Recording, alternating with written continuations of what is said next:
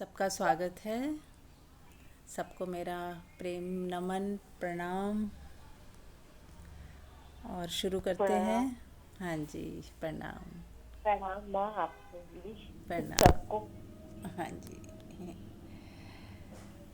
चलिए शुरू करते हैं आज का सत्संग। और रोज़ की तरह आंख बंद कर लें, पहले स्वयं के साथ जुड़ जाते हैं। जो हमारी बिखरी हुई एनर्जी है, जो चारों तरफ फैली होती है, बहुत कुछ दिमाग में चल रहा होता है, सोच हमारी कहीं कहीं भाग रही होती है। तो एक बार आंख बंद कर लेते हैं और अपनी सारी ऊर्जा को अपने स्वयं के पास वापस ले आते हैं। अपनी आती जाती श्वास को देखें। ये एक सबसे सरल उपाय है जो भगवान बुद्ध ने हमें दिया था, कि अपनी आती जाती श्वास को देखें। इससे सरल कुछ हो नहीं सकता। आपको माला नहीं जपनी है कि माला को लेके वो करना है, कुछ नहीं। आती जाती श्वास ही हमारी माला है। इसी को बस यदि कोई साधक इसमें साध ले, स्वयं को साध ले, अपनी आती जाती श्वास को वॉचफुलनेस के साथ देखता रहे खाली समय में। जब भी समय मिले, आपको खाली समय हो, तो 2 मिनट, 4 मिनट, 10 मिनट अपनी आती जाती श्वास को देखें। और बीच बीच में पूरा दिन बीच बीच में अपनी आती जाती श्वास को देखते रहे। और ये 2 तरीके से हो सकता है। हेमा जी, म्यूट कर लें।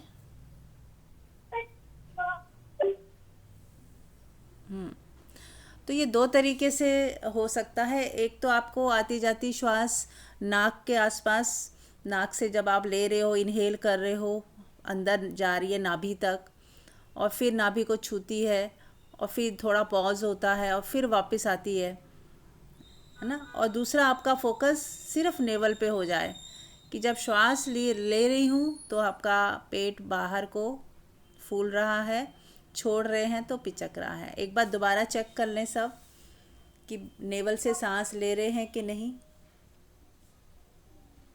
लंबे गहरे श्वास लें।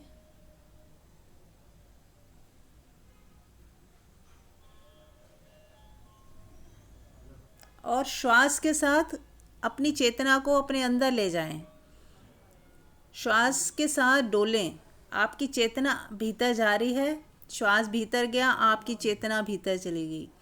श्वास बाहर आया, आपकी चेतना बाहर आ गई। तो अपनी चेतना को श्वास के साथ जोड़ दें।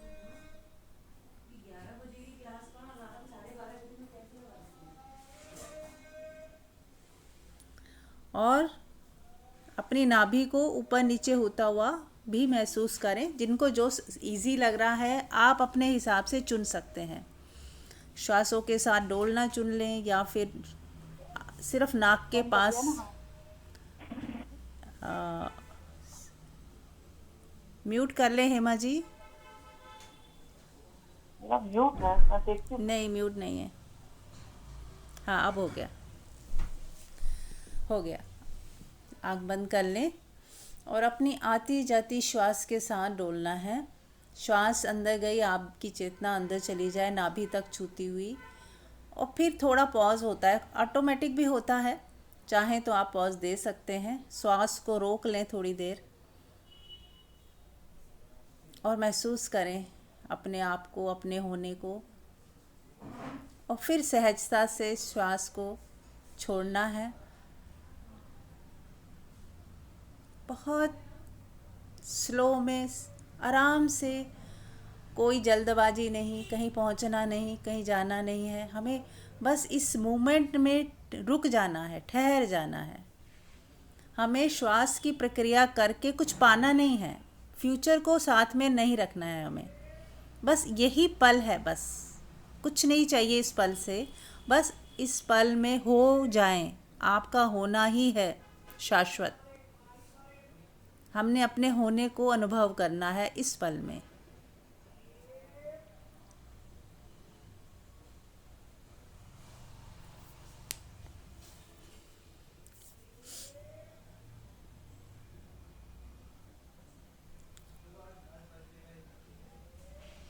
शांत ये जो शांति है, इसी की खोज है हमारी। बाहर भी कुछ भी हम करते हैं तो अल्टीमेट हमारा मकसद यही होता है कि सुकून चाहिए, शांति चाहिए, आनंद चाहिए, प्रेम चाहिए। और यही सत्संग में और मेडिटेशन में भी हम यही कर रहे हैं। लेकिन फ़र्क इतना है, संसार में हम कहीं बाहर ढूंढ रहे हैं और ध्यान में हम अपने ही भीतर पहले से ही प्राप्त शांति को महसूस करते हैं। पहले से ही जो प्रेम हमारे भीतर है उसे महसूस करते हैं। पहले से ही आनंद जो लेकर ही हम आए हैं उसे महसूस करते हैं। और फिर ये जानते हैं और इस विश्वास पे हमारा विश्वास हो जाता है इस बात पर कि मेरे पास सब कुछ पहले से ही है। ये बिंदु आना बहुत ज़रूरी है सभी साधकों का कि कुछ करके कुछ मैं पा लूँगा, ये बात ही गलत है। पहले से ही मेरे पास सब कुछ है, वो खजाना मेरे पास है ही। बस मुझे बाहर से ध्यान हटाकर अपने भीतर ले आना है। बाहर से अपना सारा ध्यान हटाकर अपने भीतर ले आएं। तो ध्यान लगाना नहीं है, ध्यान हटाना है बाहर से और लगाना है अपने श्वासों के साथ, या फिर कहीं भी ना लगाएं। बस अपने होने में ठहर जाएं।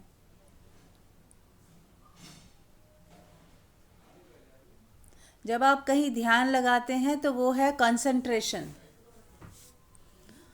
और जब हमारा ध्यान कहीं भी नहीं जा रहा, अपने में ही ठहर गया, तो वो है ध्यान। और ऐसा ध्यान 24 घंटे यदि सध गया स्वतः ही कि अपने में ही आपका ध्यान ठहरा हुआ है, तो वो है समाधि।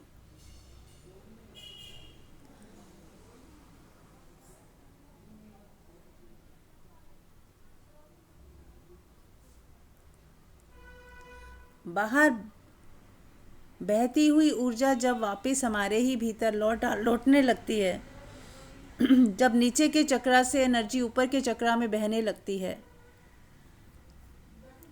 जब हमारी वृत्तियां बाहर ना होकर भीतर ही रुक जाती हैं, ठहर जाती हैं,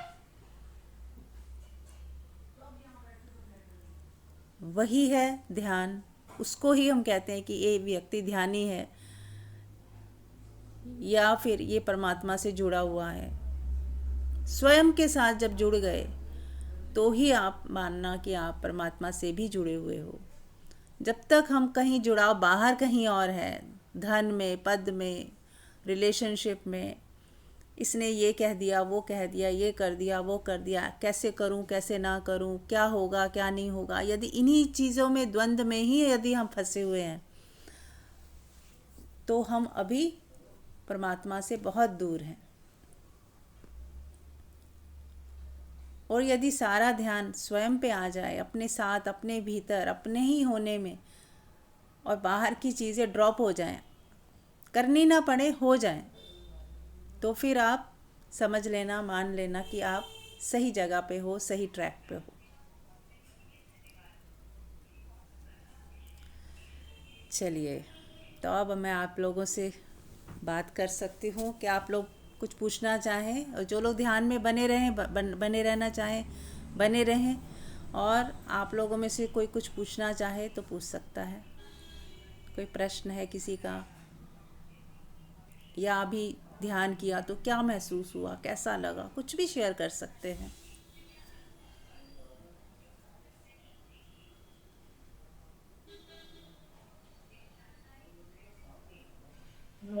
हेलो, हाँ जी। ये जैसे आप कह रहे थे कि कुछ करना नहीं है, सब कुछ हमारे अंदर ही है, शांति है, प्रेम है, ये सब हमारा पहले का ही है। लेकिन हमें पता है, लेकिन ये एकदम से तो नहीं होता ना, कि ये तो हमें करना ही पड़ता है ना, इसके लिए तो कुछ हाँ, ना कुछ बिल्कुल प्रयास। बिल्कुल करना है। जब तक हमारे भीतर का खजाना प्रकट नहीं हो जाता, तब तक हमें ध्यान साधना करना है, कोई टेक्निक करना है, या कोई मंत्र जाप करना है, भजन कीर्तन में लगे रहना है, कुछ भी हमें इसी दिशा में आगे बढ़ते जाना है। और एक दिन ऐसा ज़रूर आएगा जब आपको आपका खजाना बिल्कुल प्रकट दिखेगा। अभी यदि नहीं भी दिख रहा है तो हमें फिर भी विश्वास रखना है कि इतने लोगों ने यदि पाया है अपने भीतर के खजाने को, तो ऐसा तो है नहीं कि है नहीं। और ये भी यकीन मानिए कि यदि कोई भी साधक आप अपने भीतर की यात्रा शुरू करता है तो उसे वो खजाना मिलता ही है। ऐसा नहीं होता किसी को मिलेगा किसी को नहीं मिलेगा, है ना। तो डे वन से ही यस। थोड़ा थोड़ा थोड़ा थोड़ा एहसास होना शुरू हो जाता है। कोई ठंडी ठंडी, जैसे कहते हैं ना, जब हम बगीचे के नज़दीक जा रहे होते हैं तो ठंडी हवा के झोंके आते हैं तो हमें लगता है बगीचा नज़दीक है, या कोई नदी होती है तो उसके पास ही जाते हैं तो ठंडक का एहसास होता है। तो ऐसे ही जैसे हम डे वन पे भी अगर कोई इंसान साधना करता है या आंख बंद करके बैठा है अपने साथ और उसको प्यास है, तो वो ठंडी ठंडी हवाएं के झोंके तो आने ही शुरू हो जाते हैं डे वन से ही। कुछ क्षण के लिए, एक सेकंड के लिए ही सही, आपको लगता है कि कुछ तो हुआ, कुछ तो हुआ, कुछ तो मेरे अंदर शांति, कुछ तो प्रेम का अनुभूति, कोई आनंद का एक लहर ही सही, कुछ तो हुआ। ऐसा हर साधक को लगता ही है।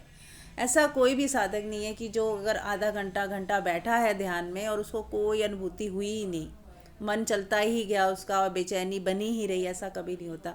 20 मिनट 25 मिनट लगातार जब अगर कोई बैठ जाए, उसके बाद ऑटोमेटिक गियर बदलता है। जिन लोगों का विचार बहुत आते हैं या संसारिक ज़्यादा है मन अभी, तो उनको क्या करना है, लंबे समय तक आंख बंद रखनी है। हम क्या करते हैं, 5 मिनट करी और मन तो बहुत बेचैन था, मन में विचार चल रहे थे, तो फट से आंख खोल लेते हैं, अरे कुछ नहीं हो रहा, हमें तो विचार ही चल रहे हैं, बल्कि बिज़ी रहूँगी तो शायद ज़्यादा अच्छा रहेगा, विचारों में तो मैं और ज़्यादा परेशान हो रही हूँ। फिर हम क्या करते हैं, छोड़ देते हैं ध्यान। हमें ध्यान नहीं छोड़ना है। आप बस संकल्प करें कि बस मुझे 20-25 मिनट तो बैठना ही है, चाहे कितना ही मन कैसा ही मन में विचार उठ रहे हों या आपको अच्छा लग रहा है नहीं लग रहा है, आँख खोलनी नहीं है तो नहीं खोलनी। जब आपके पास समय हो लंबा, उस समय बैठें, है ना, उस नहीं, ये समय। तो मैंने भी महसूस किया है हाँ कि अब तो चलो इतनी हालत नहीं है। पहले अगर आप बैठते थे ना तो 15-20 मिनट बाद मन शांत होना शुरू होता था। हाँ, राइट राइट। हाँ। तो शुरू में 15-20 मिनट बाद, फिर आप 4-6 महीने बाद देखोगे अब तो 5 मिनट के बाद ही मन शांत हो जाता है। 7 मिनट 5-7 मिनट में ही एकदम छलांग सी लग जाती है। फिर आप एक दिन ऐसा भी आएगा कि आपने आंख बंद करी और आप सीधा छलांग लगाई, अपनी डुबकी लगाई वहीं पे। तो ये होने लगेगा। बस हिम्मत नहीं हारनी, संकल्प रखो कि यदि ये थोड़ा मुश्किल चाहे कितना ही मुश्किल हो, और हर व्यक्ति का जो है ना टाइम स्पैन अलग होता है। कोई व्यक्ति बहुत जल्दी उस चीज़ को पा लेता है, कोई कुछ थोड़ा समय लगता है, पर होता ज़रूर है। अपने जितनी, जैसे कहते हैं चादर जितनी किसी की डिस्टर्ब है, मैली है, उस उतनी ही हमें उसको साफ़ करने में टाइम लग रहा है। But it is okay. जो भी हालात हैं हर किसी के, है ना, अब वो कोई जानबूझ के किसी ने नहीं किए हैं। अच्छे बुरे जो भी हालात हैं हमारे, या मन चलता है तो हमने जानबूझ के तो ऐसा किया नहीं कि हमारा मन चले, पर चल ही रहा है तो स्वीकार कर लें कि ठीक है दिक्कत है। अब मुझे करना क्या है, सॉल्यूशन क्या है, ध्यान में बैठना है। ध्यान में मुझे बैठना है, आंख बंद करके अपने साथ हो जाना है और विचारों और को। ये सारी मुझे लगता है जो भी कि परमात्मा की ही कृपा से होता है। मतलब चाहे परिस्थितियां कई बार हमें बाहर की ऐसी होती हैं कि फिर वो धकेलती हैं, धकेलने से फिर मुझे लगता है वो, इसका मतलब अब परमात्मा की ब्लेसिंग स्टार्ट है हमारी। कोई बात, हाँ ब्लेसिंग है ही। कोई हाँ इंसान जी। ऐसा ना समझे कि ब्लेसिंग किसी को तो मिलती है किसी को नहीं मिलती। बस हमारा ही ध्यान भटक जाता है, या हम ज़्यादा ही कर्ता भाव में जब आ जाते हैं और ट्रस्ट ख़त्म हो जाता है, तो हमें वो कहते हैं ना, जैसे खुद ही हमारा मन ही बादल की तरह, जैसे सूरज होता है ना, सूरज की धूप को बादल की एक टुकड़ी आती है, वो ढांक देती है, और सूरज की जो गर्माहट थी वो हमें नहीं मिलती। ऐसे ही जब हमारे मन में बहुत बादल, मतलब विचारों के, चिंताओं के, फ्यूचर के, इनसिक्योरिटी के, जब इस तरह की लहरें बहुत हो जाती हैं तो हमारी आत्मा ढक जाती है उसका जो आनंद है, उसका जो मज़ा है वो आना बंद हो जाता है और हमें थोड़ा सा अनईज़ी महसूस होता है। तो बस वो कुछ नहीं है, वो सिर्फ हमने ही कोई बादल खड़ा कर लिया। बस जैसे ही उसे हटाओगे कि नहीं, मुझे सोचना ही नहीं, सब परमात्मा तेरे को अर्पण। आज तक जिसने मेरी रक्षा की है, आज तक जिसने मुझे पाला है, आज तक जिसने मेरा ध्यान रखा है, वो आगे भी रखेगा। उस पर बस पूर्ण विश्वास करके चलो, तो देखोगे सारी चीज़ें जो है ना आपके फेवर में होती जाएंगी। और इतना ज़रूर है कि गीता में भी कृष्ण ने कहा है कि जो जो साधक मेरी तरफ आता है, जो मुझे समर्पण करता है, उसका योग क्षेम मैं उठाता हूँ। यानी कि उसका पूरा ध्यान फिर मेरी जिम्मेदारी है कि उसको किस तरह से रखवाना है, कहाँ रखना है, कैसे रखना है, उसका सारा भरण पोषण जो नेसेसिटीज़ हैं वो मेरी जिम्मेदारी है। उसको घबराने की, सोचने की चिंता नहीं, उसको नहीं करनी है। अब उसको तो मेरी शरण में आ जाना है। तो बस शरणागत हो जाओ, है ना। तो अपने आप ही विचार देखना बंद हो जाएंगे कि है मेरा परमात्मा मेरे साथ। बस उस पर भरोसा रखो, पूरा भरोसा रखो। और जो व्यक्ति भरोसा करता है कि मेरा परमात्मा है, वो राह दिखाएगा तो वो दिखाता ही है। जहाँ करता भाव होता है कि नहीं मैं कर लूँगा, मुझे पता है, मेरी समझ बहुत, अपनी समझ के ऊपर ज़्यादा विश्वास है और परमात्मा पे कम है, तो परमात्मा भी कहता है कोई बात नहीं, तुम अपनी समझ से चल के देख लो, मैं तो हूँ ही तुम्हारे साथ। ठोकर लगेगी तो मैं हूँ तुम्हारे साथ। लेकिन वो फिर आपको फ्रीडम भी देते हैं परमात्मा कि चलो कोई नहीं, तुम अपने हिसाब से चल के देख लो। तो फिर कई बार हम बुद्धि चलाते हैं, दिमाग चलाते हैं, बहुत सोचते हैं, तो इट्स ओके, ये भी ठीक है, ये भी पार्ट ही है। ऐसे ही हमारी बुद्धि जो है धीरे धीरे सरेंडर मोड पे आती है। जब हम बहुत बुद्धि चलाते हैं, मन दौड़ाते हैं, कैसे होगा, क्या होगा, ऐसा करके देख लें, वैसा करके देख लें, तो हम करते हैं और करना भी चाहिए, क्योंकि बिना करे तो कैसे काम चलेगा। तो जो भी हमें सही लगता है हम करें, और फिर परमात्मा पे। कुछ लोग देखो करने के बाद छोड़ते हैं, कुछ लोग पहले स्टेप में ही छोड़ते हैं कि ये जो भी मेरे अंदर आ रहा है, मेरी बुद्धि, मन, विचार, सब मैं परमात्मा को समर्पण करती हूँ। और मेरे से जो भी करवाया जा रहा है, मैं परमात्मा को ही समर्पित करते हुए सोच रही हूँ, और वही उसी की प्रेरणा से मैं आगे जो एक्शन है वो मेरा परमात्मा से ही आ रहा है, ऐसा भाव रखते हुए करते जाएं। ठीक है, हाँ जी। ओके इंदु जी, म्यूट कर लें कुछ ओके और। ओके, हाँ, थैंक यू। हाँ, ठीक है। और कोई कुछ कहना चाह रहा है? हाँ मंजू। जैसे परमात्मा की कृपा से जो होता है वो एक्चुअल में परमात्मा की कृपा से ही होता है। हमारी किसी भी तरह की जो जर्नी है, स्पिरिचुअल जर्नी है, या जो भी कुछ हमारे को मटेरियलिस्टिक कुछ भी मिलता है, वो निश्चित बात है कि परमात्मा की कृपा से होता है। लेकिन हम उसकी कृपा के पात्र तब बन पाते हैं जब हमारे अंदर ग्रेटिट्यूड की फीलिंग होती है। कि ग्रेटिट्यूड जितना हमारा घनीभूत होता चला जाता है, जितना हम उन चीजों की तरफ ध्यान देते हैं कि जब वो हमें मिला है परमात्मा से, कोई भी चाहे सांसारिक सुख है, चाहे वो हमारी आध्यात्मिक यात्रा है, इतना बड़ा एक हमारे को ये धन्यवाद के लिए है कि एटलीस्ट हम परमात्मा की तरफ मुड़े तो सही, हमारा मुख तो हुआ, हम उसके सन्मुख तो हुए।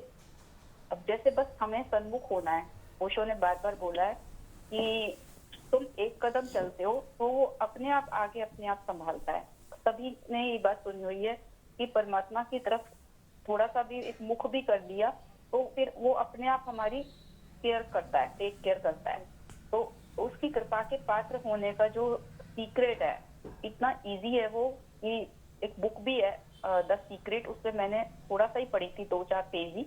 तो मैंने उसमें जब ये देखा कि उसमें सिर्फ ये था कि जो भी तुम्हारे को मिला है उसके प्रति तुम अहोभाव से भर जाओ, ग्रेटिट्यूड वाली जो फीलिंग हो, तो हम और उसकी कृपा के पात्र होते चले जाते हैं।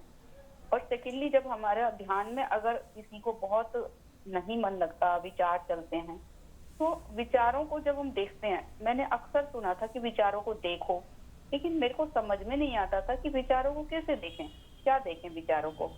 लेकिन धीरे धीरे मेरी समझ जब क्लियर हुई कि विचारों को देखने का मतलब ये है कि मेरे अंदर जो विचार उठ रहे हैं उनमें किस तरह के विचार हैं, वो किसको कनेक्ट कर रहे हैं, किस चीज से ज्यादा रिलेटेड मेरे अंदर विचार आ रहे हैं, थॉट्स आ रहे हैं ध्यान में। या जब ध्यान नहीं करते तब तो हम बेहोशी में पूरी तरह होते हैं, लेकिन जब ध्यान करते हैं तो हमें पता लगने लगता है कि मेरे अंदर विचार चल रहे हैं। तो उन विचारों को जब एनालिसिस करेंगे खुद ही अपने थॉट्स को, तो हमें उन थॉट्स को पकड़ना ये आएगा कि किसके बारे में मैं सोच रही थी। अगर मैं पैसे के बारे में सोच रही हूँ तो मेरा कनेक्शन पैसे से है। अगर मैं अपने रिश्तों के बारे में सोचती हूँ तो मेरा कनेक्शन रिश्तों से है। अगर मैं अपने शरीर के बारे में ही सोचे जा रही हूँ कि मेरे शरीर में ये पेन है, वो पेन है, या मेरे शरीर में अब ये होना चाहिए, मेरे को ये खाना है, वो खाना है, सारा दिन बस खाने के बारे में सोचो, तो फिर इसका मतलब अभी हमने शरीर से अपना आइडेंटिफिकेशन किया हुआ है। हमारा शरीर से ज्यादा मोह है। तो हमारा मोह, हमारी इच्छाएं, हमारी वासनाएं जहाँ पे जुड़ी होती हैं, उसके रिगार्डिंग ही हमारे अंदर विचार चलते हैं। मेरे को ये समझ आया था कि जो विचारों को देखना है, उसका मतलब ही है कि विचारों को देखना कि हमारे विचार किस चीज से कनेक्टेड है, हमने अपने मन को किस चीज में बसा रखा है, सुख सुविधाओं में, संसारी इच्छाओं में, रिश्तों नातों में, मोह में, किस चीज में है हमारा। तो जब ये एनालिसिस हम सेल्फ कर सकते हैं, हम दूसरे को जो बताते हैं या दूसरा जो हमारे बारे में बताता है वो कुछ भी सच नहीं होता। हम स्वयं ही निरीक्षण करें और स्वयं को ही पता लगे, तो तभी ट्रांसफॉर्मेशन आती है। तभी हमारी वो इच्छाएं, वासनाएं जो अननेसेसरी हैं, जो हमारे लिए जरूरी नहीं है, तभी हमें पता लगता है कि हमने ये निरर्थक ही पकड़ रखी हैं। जो हमारे वश में है, जिसे हम कर सकते हैं, उसे तो हमें करना है। और हम क्या करते हैं कि जो हम नहीं कर सकते उसके बारे में हमारा चिंतन मनन चलता ही चला जाता है, चलता ही चला जाता है। क्योंकि जो हमारे हाथ में है ही नहीं चीज, उसके बारे में सोचने से भी क्या होने वाला है। हमारी बहुत सारी ऊर्जा ही खराब जाने वाली है, हमारे कोई ना कोई शरीर में बीमारी आने वाली है। तो तब हम परमात्मा के हवाले कर दें कि आई डोंट नो, अगर ये मेरे अनुकूल है तो तुम जानो, मेरे प्रतिकूल है तो तुम जानो, तुम इसे पूरा करते हो तो तुम्हारी मर्जी, नहीं करते हो तो तुम्हारी मर्जी, मुझे कोई चिंता नहीं है अभी। तो हम बेफिक्री से जब जीने लगते हैं, हम निश्चिंत हो जाते हैं, तो परमात्मा को समझ में आ जाता है कि हाँ, अब इसकी मुझे केयर करनी है, मुझे इसके लिए जो उचित है वो ही देना है। बच्चे हैं जैसे अपने पेरेंट्स से कुछ भी डिमांड कर देते हैं। जैसे आजकल देखते हैं कि बच्चे छोटी एज में ही उनको ये लगता है कि अरे बच्चों के पास मोबाइल है, मेरे को भी कब मोबाइल मिलेगा। उनके अंदर एक डिजायर आ जाती है, मेरे को मोबाइल मिल जाए। अब मोबाइल की डिजायर उसके अंदर आ गई, तो पेरेंट्स को पता है कि अभी इसकी एज नहीं है इतनी कि इसको मोबाइल दिया जाए। मोबाइल उसको तब देंगे जब उसकी एक पर्टिकुलर एज होती है, जब बच्चे को, जब लगता है पेरेंट्स को कि हाँ अब इसके लिए जरूरी है, ये दूर जाती है, इधर उधर जाता है मेरा बच्चा, तो मैं इससे कनेक्ट हो पाऊँ, मुझे इसके बारे में पता रहना चाहिए, या इसको अब पढ़ाई के पॉइंट ऑफ व्यू से, किसी भी पॉइंट ऑफ व्यू से जरूरी है, तो ही पेरेंट्स उसे मोबाइल दिलाते हैं, ऐसे नहीं दिला देते। तो ऐसे ही परमात्मा के ऊपर हमारा इतना ब्लाइंड फेथ हो, इतना ट्रस्ट हो कि जब समय उचित होगा वो चीज हमें मिल ही जाएगी। उसके बारे में हम अननेसेसरीली क्यों सोचे जा रहे हैं, क्या चिंता करे जा रहे हैं।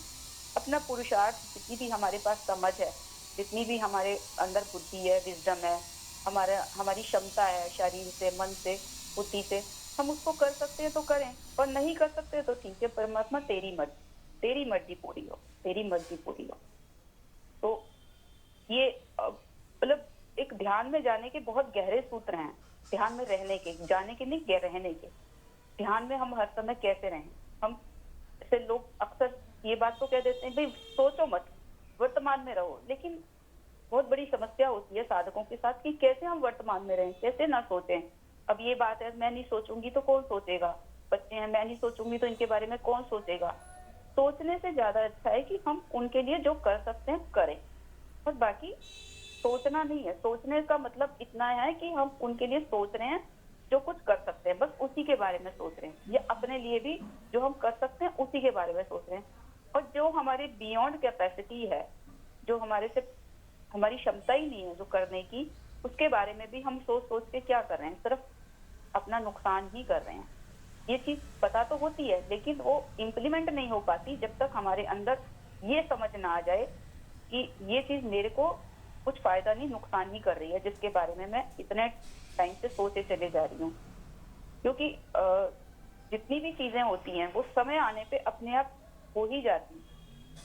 अगर नहीं भी हो रही, डिले भी हो रहा है, तो उसमें भी कोई बात नहीं है, अनंत धैर्य भी तो रखना होता है। जैसे हम अ, बीज उगाते हैं जमीन के नीचे, तो कुछ बीज होते हैं जिनका अंकुरण हो जाता है और वो पौधे बन के फूल फल जो भी देना है दे दे, और कुछ में समय लगता है। ये अपनी परमात्मा की तरफ से दी हुई हमारी क्षमता है। हम किसी से, हमारा कोई कंपैरिजन ही नहीं है। हम अनकम्पेरेबल है, हर चीज में अनकम्पेरेबल है। हमारे अंदर कुछ अच्छी चीजें हैं तो वो किसी में और में नहीं है, किसी और में वो चीजें हैं तो हमारे में नहीं है। तो परमात्मा ने कुछ भेदभाव नहीं किया, उसने दिया सबको सब कुछ इक्वल है। लेकिन हमें हर चीज के लिए धैर्य जरूर रखना है। हर चीज के लिए मिलता है, यहाँ पे सब कुछ है, सब कुछ मिलता है। स्वास्थ्य भी अच्छा मिलता है और वैभवशाली जीवन भी मिलता है। लेकिन हम दूसरे से कंपेयर कर लेते हैं, अरे उसके पास तो ये है। जहाँ हमारा ध्यान दूसरे पे गया, वहां हमने अपने लिए एक, ना चाहते हुए एक नेगेटिव थॉट ये अपने लिए आई गया, मेरे पास नहीं है ये चीज। जहाँ पे हमने नहीं का भाव हमारे अंदर आया, वहीं परमात्मा तथास्तु कर देता है। परमात्मा तो सिर्फ तथास्तु करने के लिए तैयार है, उसका और कुछ नहीं है। जो तुम सोचोगे, जिस फीलिंग में रहोगे सारा दिन, उसका तथास्तु। अगर हम अभाव में रहते हैं तो उसका तथास्तु है, और हम अ, अपने स्वभाव में रहते हैं या हम धन्यवाद के अहोभाव में रहते हैं तो भी तथास्तु है उसका। तो ये बड़े बहुत ही पिन पॉइंटेड सूत्र हैं हमें सारा दिन ये नोटिस करने के कि मेरा चिंतन कहाँ जा रहा है, मेरी फीलिंग्स कैसी, खुद को पता होनी चाहिए। कॉन्शियस माइंड जो होता है वो नहीं पकड़ पाता इस चीज को कि मैंने किसी को माफ किया नहीं किया है, मैंने किसी को से प्रेम किया है कि नहीं किया है। लेकिन हमारी जो फीलिंग्स होती है ना, वो डीप लेवल पे होती है। तो हमारी फीलिंग्स जो होती है, हम कितना जैसे सुकून वाला एक फील कर रहे हैं आज, हम एक अच्छा सा फील कर रहे हैं, हम कुछ, हमारे अंदर उदासी नहीं है, हमारे अंदर कोई चिंता नहीं है, हमारे अंदर कुछ किसी के प्रति कोई बात ऐसी नहीं है कि जिससे हमारे को उस व्यक्ति से ऐसा लगे कि बस वो नहीं आ जाए मेरे सामने। तो ये अपने आप ही हमें समझ में आ जाएगा फीलिंग्स से कि एक्चुअल में हम कहाँ पे खड़े हैं। अपनी टेस्टिंग खुद को ही करनी चाहिए, दूसरा कोई हमारे लिए बारे में नहीं बता सकता। जो भी हमें दूसरा बताएगा वो उसका ही अपना पॉइंट ऑफ व्यू होगा। तो दूसरों के पॉइंट ऑफ व्यू पे ना जाके अपने आप अपनी ही चेकिंग करते रहें और अपने ही अंदर सुधार लाते रहें। ना किसी से अपनी तुलना करें, ना किसी से अपना कोई पूछें कि मैं कहाँ पे खड़ी हूँ, मुझे बताएं, मैं अपनी लाइफ में ऐसी चीज में तो मैं कहाँ खड़ी हूँ। दूसरे को नहीं पता हो, ना दूसरे से पूछना है, ना दूसरे से तुलना करनी है। बस एक आनंद का भाव, एक शांति, एक खुशी, ये हमारे बाई प्रोडक्ट है उसके, कि हम किस फीलिंग में रह रहे हैं। Thank you so much.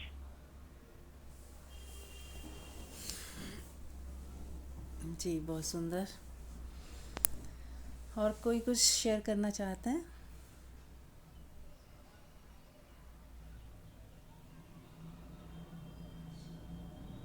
जी, सुप्रिया जी। प्रणाम मीरा जी। जी। जी हाँ जी। जी। मैं भी शुक्राना ही करना चाह रही थी कि वाकई जीवन अपने आप में अनफोल्ड हो रहा है अपने आप।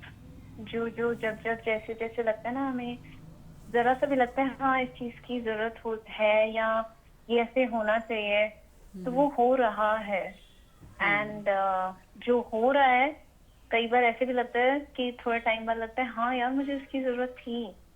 तो मतलब ये दोनों तरफ से बात बहुत ही चमत्कारी है कि ईश्वर, और हम उसको आजकल यूनिवर्सल एनर्जी या कॉन्शियसनेस या जैसे भी रिलेट करें, तो उसको अगर हम every every moment bye moment feel करते रहें और देखें कि कैसे जो जो हो रहा है, जो हमारे प्लान्स के हिसाब से है, जो नहीं है, जो इम्प्रॉम्प्टू हो रहा है, आपने सोचा भी नहीं था वो हो रहा है, तो फिर जब वो सब हो रहा होता है उस समय अगर वो एक वेग में है तो आपको पता नहीं चलता, पर जब वो हो चुका होता है और उसके कुछ क्षणों बाद आप उसको रियलाइज करते हो, तो बहुत ग्रैटिट्यूड भी होता है, बहुत आपका भाव विभोर होते हो आपकी।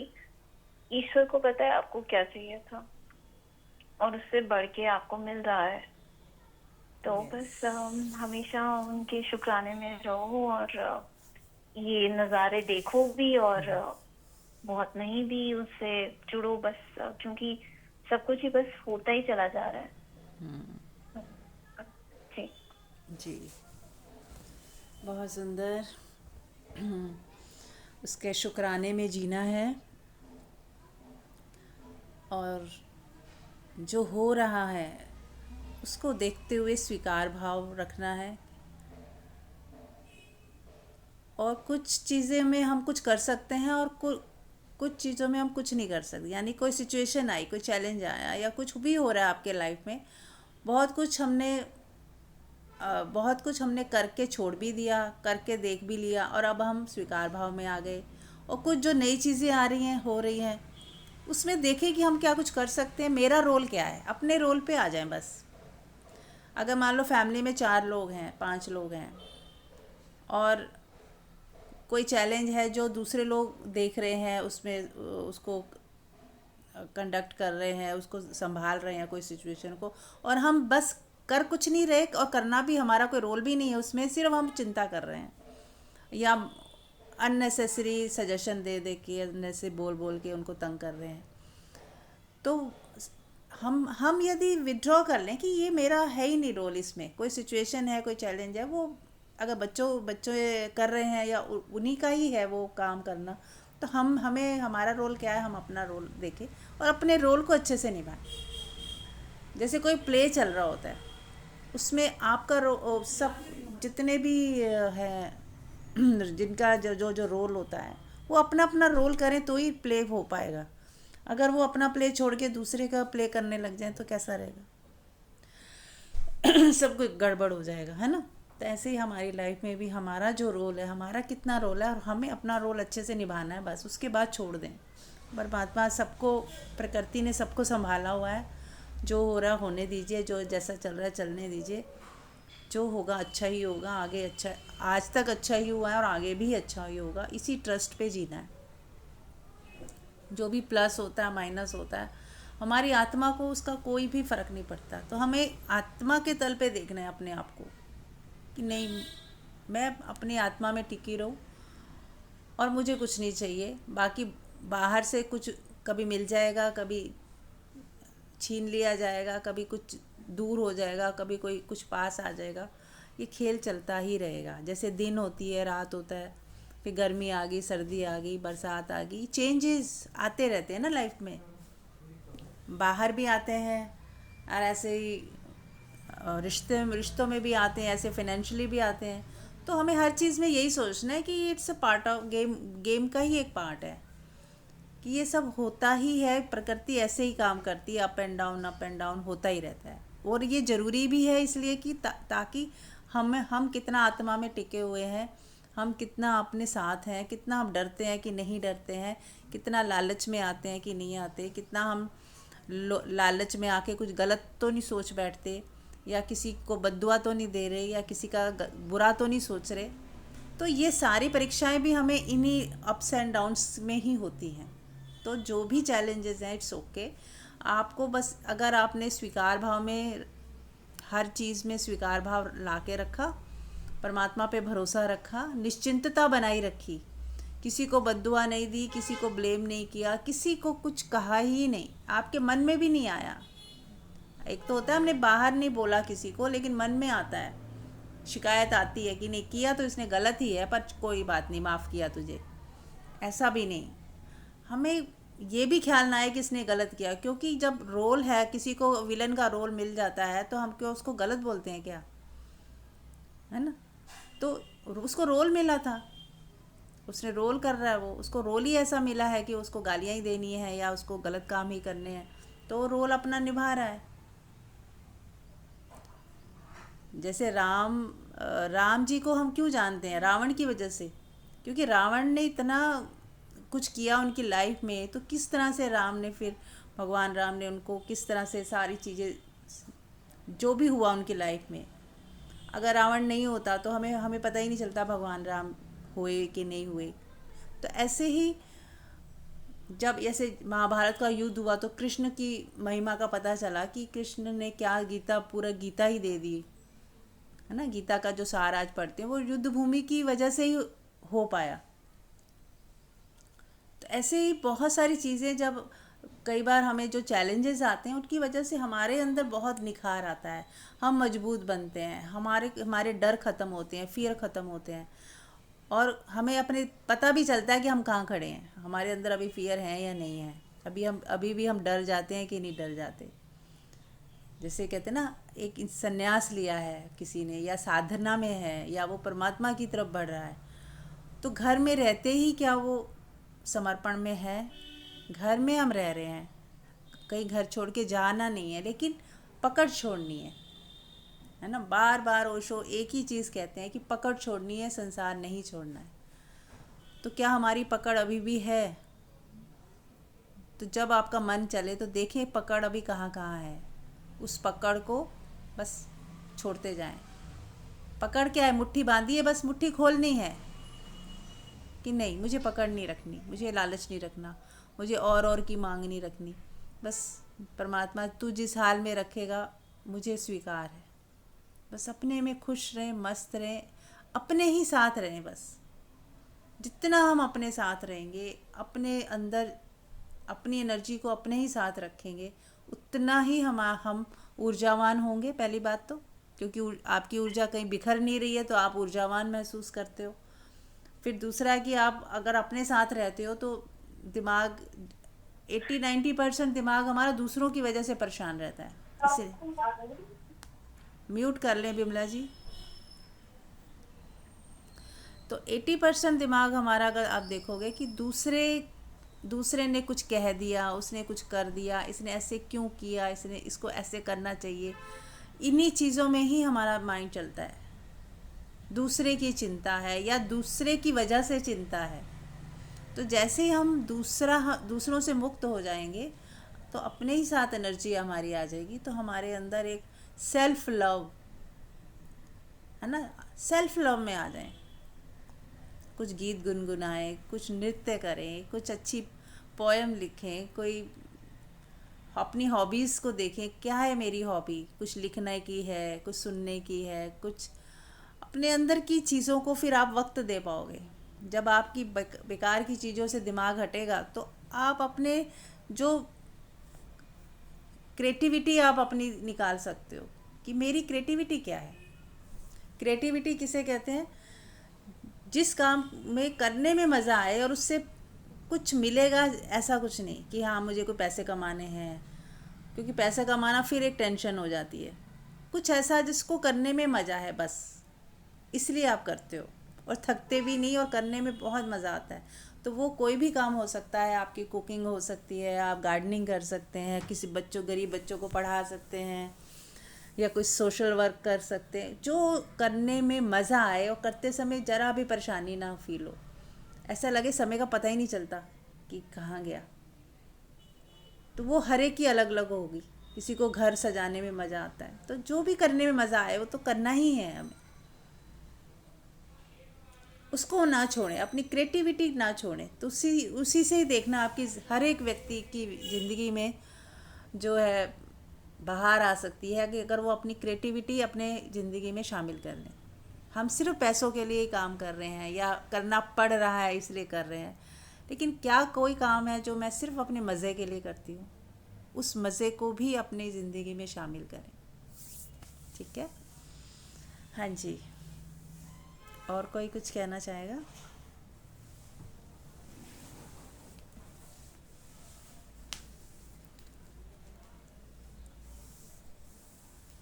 अगर कोई कुछ नहीं कहेगा तो मैं मेडिटेशन कराऊंगी। ओके ओके, यस, तो आप कराइए फिर, समय तो थोड़ा ही रह गया। हाँ, अगर नहीं पहले किसी को कोई बात करनी है तो पहले उनके वेट करते हैं।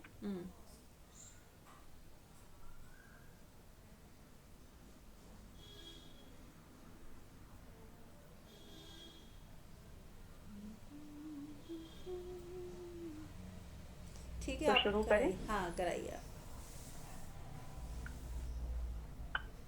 ठीक है, सभी लोग जो मैं मेडिटेशन करा रही हूँ उस मेडिटेशन को करते हुए जितनी देर तक बाद में रहना चाहें आप रहें। मैं ये भी नहीं बोलूंगी कि मैं एग्जिट कर रही हूँ, क्योंकि मैं वो भी एक डिस्टरबेंस होती है। तो इसलिए आप लोग अपने मेडिटेशन को जितनी देर चाहें कंटिन्यू करें। हो सकता है ये 1:30 तक मैं कराऊं, हो सकता है जल्दी भी खत्म हो जाए, हो सकता है टाइम भी लग जाए। मैंने कुछ तैयारी नहीं की हुई, ये तो ऑन द स्पॉट मेरे आया है अंदर से, इसलिए मैं करा रही हूँ। तो आप लोग सभी बहुत रिलैक्स्ड होके बैठें या लेटें, जो भी है, पर सोए ना। बहुत इम्पोर्टेंट है ये कि सोए ना, क्योंकि मेडिटेशन जो है वो थोड़ा सा बहुत एक यूनिक सा है।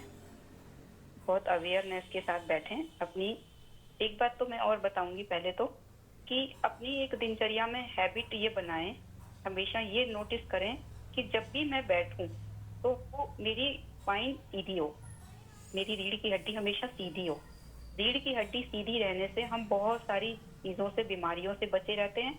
हमारी ऊर्जा अपवर्ड जाती है, ऊपर की तरफ जाती है। और जैसे एज बढ़ती है तो कई लोग झुके झुके से हो जाते हैं, वो इसीलिए हो जाते हैं क्योंकि उन्होंने कभी नोटिस नहीं किया होता कि हम अपनी रीढ़ को सीधी करके नहीं बैठे। तो अपनी एक आदत बनाएं, रीढ़ को सीधी करके बैठें और तनाव ना हो, रिलैक्स भी हो और सीधी भी हो। सेकेंडली, अब जब भी आप बैठे हैं या चल फिर रहे हैं तो आपके शोल्डर एकदम नॉर्मल होने चाहिए, पैरेलल होने चाहिए, स्ट्रेट होने चाहिए। ऐसे नहीं है कि वो आगे को बेंड हो रहे हैं। बार बार अपना ध्यान इस तरफ भी ले आएंगे तो भी ये प्रेजेंट में आने की विधि भी है और हमारी बॉडी माइंड के लिए हेल्पफुल भी है। अपने बॉडी का पोस्चर का ध्यान रखना। तो अपने कंधों को रोल करके एकदम पीछे की साइड करके बैठें, रीढ़ की हड्डी को सीधा कर लें। और बेशक कोई बैक सपोर्ट लेना हो, जिससे बस ये ध्यान रखें रीढ़ की हड्डी आपकी सीधी हो। इस तरह से आप थोड़ी देर में सांसों पे ध्यान लगाएंगे ताकि हमारा मन एकाग्रचित हो जाए और रिसेप्टिव हो जाए जो मैं बोलूंगी। देखें, और साथ में एक मुद्रा भी लगा लें, इसे प्राण मुद्रा बोलते हैं। प्राण मुद्रा लगाने से हमारी जो प्राण ऊर्जा है, शिवनंदन जी हैं, इनका अनम्यूट हो रहा है, प्लीज अनम्यूट करें अपना। Yes, thank you.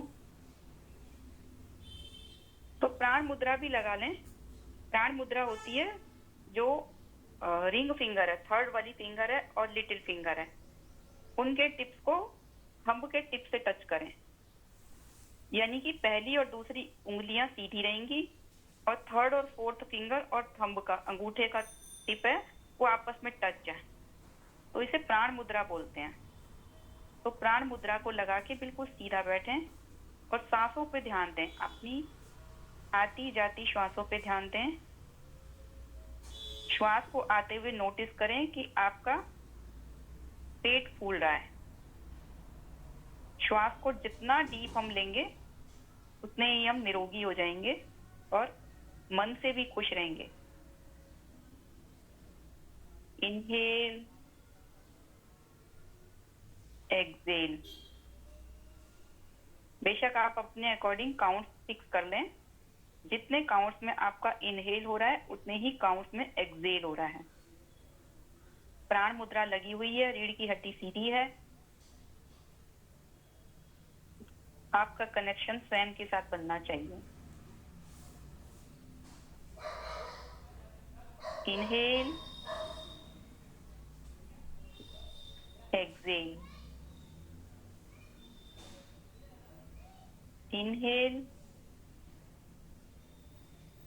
Excel, inhale,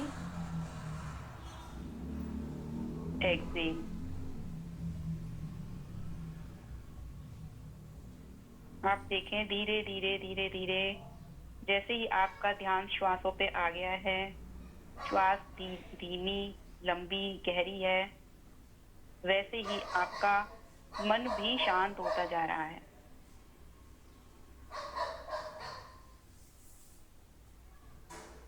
अपने शरीर के पोस्चर को देखें कि बिल्कुल स्ट्रेट है,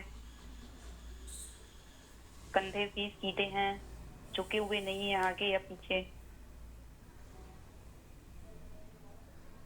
और श्वास पे ध्यान है। पूरा ध्यान श्वासों पे। चाहे बीच में कुछ भी विचार आए, जरा सा भी समय खराब किए बिना ध्यान आते ही तुरंत फिर श्वासों पर ले आए।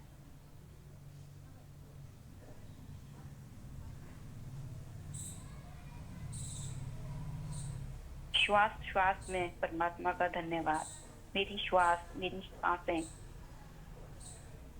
एफर्टलेसली चल रही हैं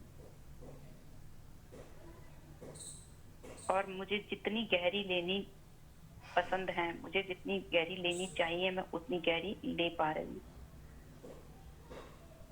श्वास श्वास में, हर श्वास में वो सिमरन तेरा, परमात्मा का सिमरन चल रहा है।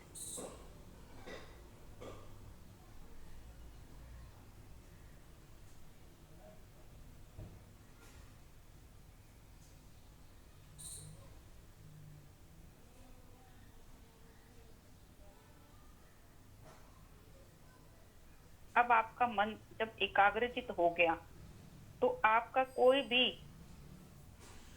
ऑर्गन जो इस समय दर्द कर रहा है या आपको कोई भी डिसीज है जिससे आपको अनईजी फील होता है, आप अपना ध्यान उस तरफ लेकर आए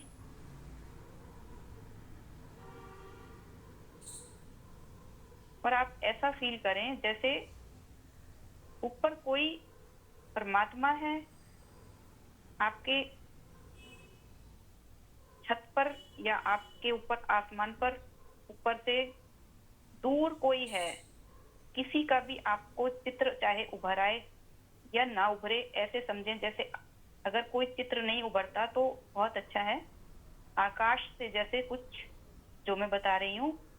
और अगर कोई चित्र ही चाहिए तो आप अपने परमात्मा को जिस भी रूप में, कोई कृष्ण रूप में, हनुमान के रूप में, किसी देवी देवता के रूप में या अपने किसी गुरु के रूप में भी देख सकते हैं। आप देखेंगे कि वहां से ऊपर से उनके द्वारा आपके अंदर, आपके सिर के माध्यम से बहुत सारी स्माइली आ रही है।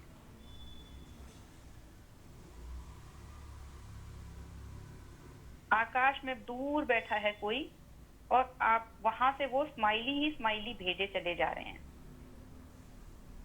वो स्माइली आपके सर से एंटर करते हुए जिस भी ऑर्गन को आप आज हील करना चाहते हैं, आप देखें कि उस ऑर्गन के अंदर वो स्माइली एंटर करती जा रही है।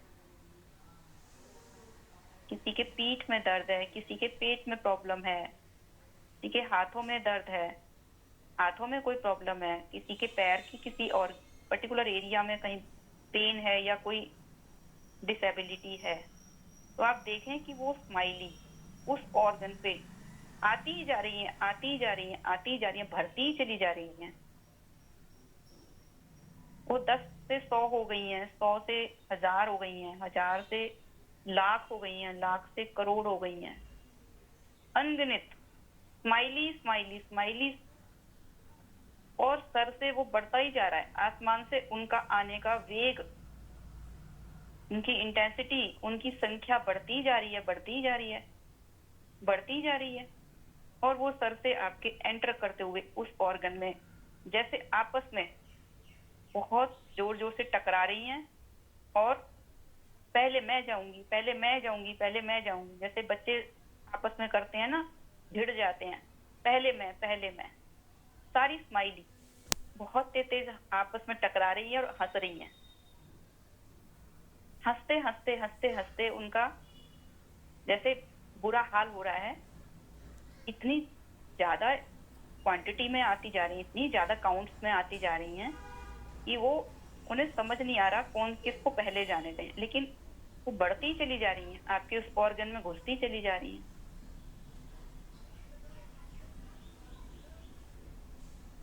जैसे ऊपर से कोई झरना आ रहा हो।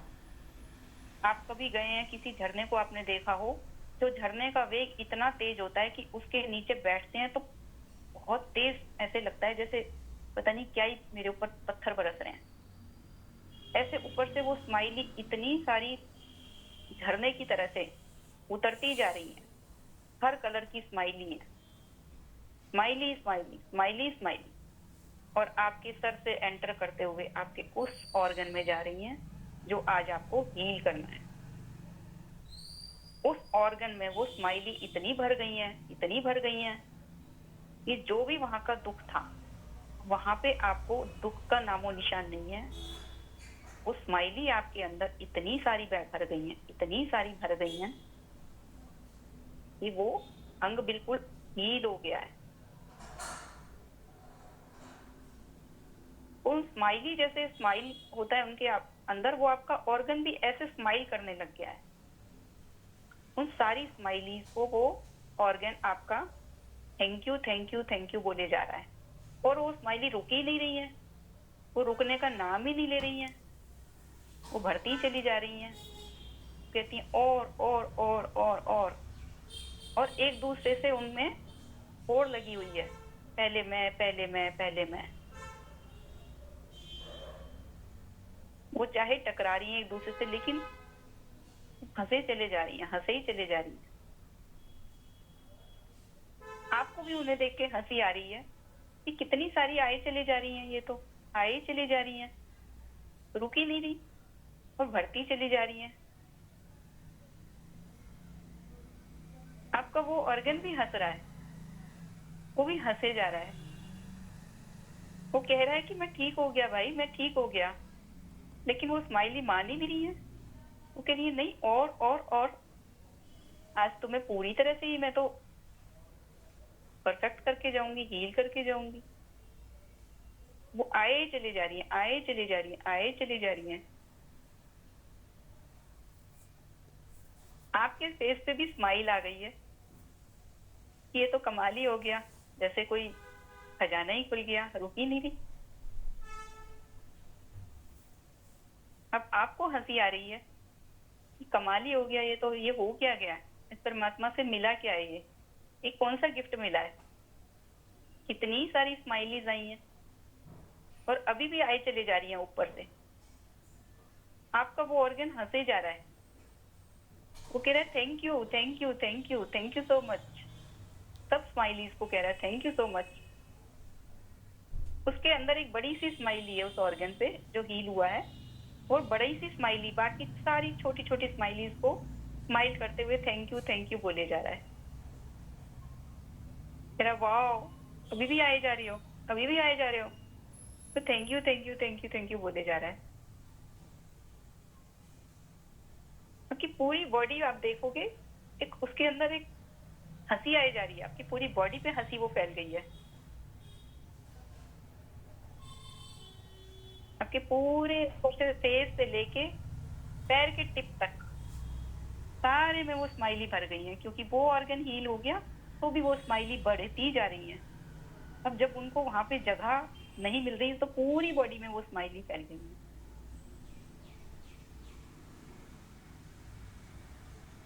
आपकी पूरी बॉडी स्माइली से भर गई है और पूरी आपकी बॉडी हंस रही है, खुश हो रही है, नाच रही है। वो स्माइली भी नाचे जा रही है आपके अंदर, वो डांस कर रही हैं, वो आऊ आऊ आऊ आऊ कर रही हैं, नाचना नाच के जैसे छोटे बच्चे नाच रहे हों। जैसे ड्रॉपलेट्स होते हैं बहुत सारे, नदी के ऊपर आपको बहुत सारे ड्रॉपलेट्स एक साथ दिखते हैं, तो एक शाइनिंग शाइनिंग सी रिवर नजर आती है। ऐसे आपकी पूरी बॉडी में वो ड्रॉपलेट्स की तरह स्माइली भर गई हैं और आपकी पूरी बॉडी ऐसे शाइन कर रही है, जैसे रिवर एक प्योर सी दिखती है, शाइनिंग सी दिखती है और चलती रहती है, चलती रहती है, बहती रहती है। ऐसी आपकी पूरी बॉडी में एक शाइनिंग, एक एनर्जी वाइब्रेट कर रही है। पूरी बॉडी में वो एनर्जी है जो शाइन कर रही है। आप देखेंगे चमत्कार सा हो गया है, तो बॉडी बिल्कुल परफेक्ट फील कर रही है। आप हैरान हो रहे हैं, ये मेरी बॉडी है, ये मेरी बॉडी है। जहाँ पे इतना पेन था, जहाँ पे इतनी पीड़ा थी, आज सारी हील हो गई। अब आप अपनी बॉडी को जब हील हो गई है, वो आप ऊपर आसमान की तरफ हाथ जोड़ के, जहां से वो स्माइली आ रही है, जिस गुरु से, जिस परमात्मा से, जिस देवी देवता, उसको बस हाथ जोड़ के थैंक यू बोले जा रहे हैं। आपकी आंखों से आंसू आ रहे हैं, आप खुशी से नाच रहे हैं। Thank you God, thank you. आज आपने क्या चमत्कार किया मेरे साथ। मेरी बॉडी फिर से रीन्यूअल हो गई है, फिर से मेरी बॉडी एकदम नई हो गई है। सारी बीमारी खत्म, सारी पुरानी झंझटें खत्म शरीर की।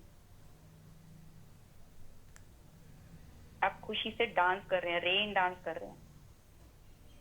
स्माइली है, जहाँ पे बारिश की तरह से स्माइली स्माइली भरी हुई है एक ग्राउंड में, और आप खुशी से नाच रहे हैं उन स्माइलीज के ऊपर।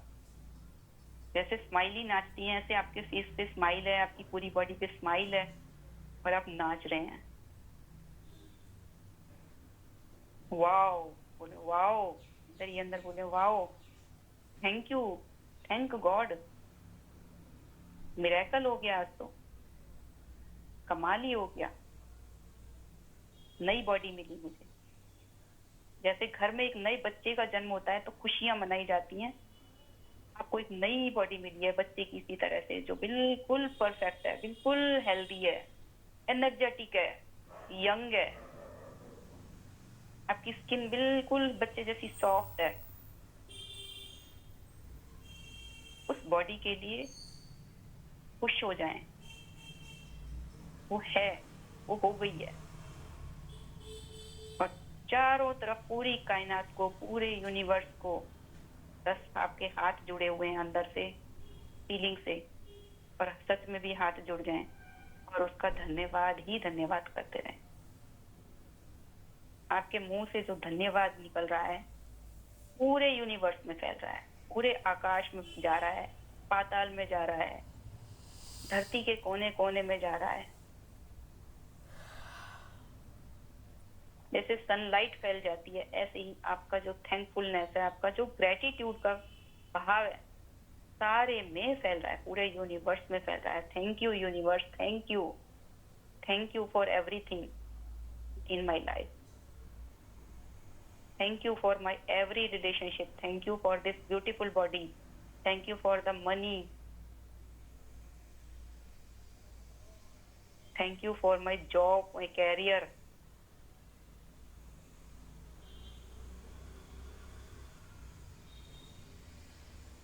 आपके सेल से, बॉडी के सेल से एक ऐसा अहोभाव, इतना ग्रेटिट्यूड, इतना इंटेंस ग्रेटिट्यूड निकल रहा है,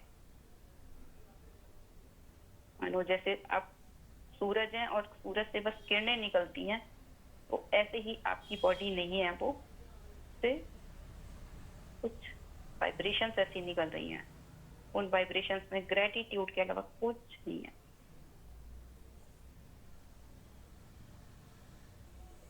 एक सेल स्माइली की तरह से स्माइल कर रही है। अब आपकी बॉडी नहीं, वो स्माइली ही हो गई है।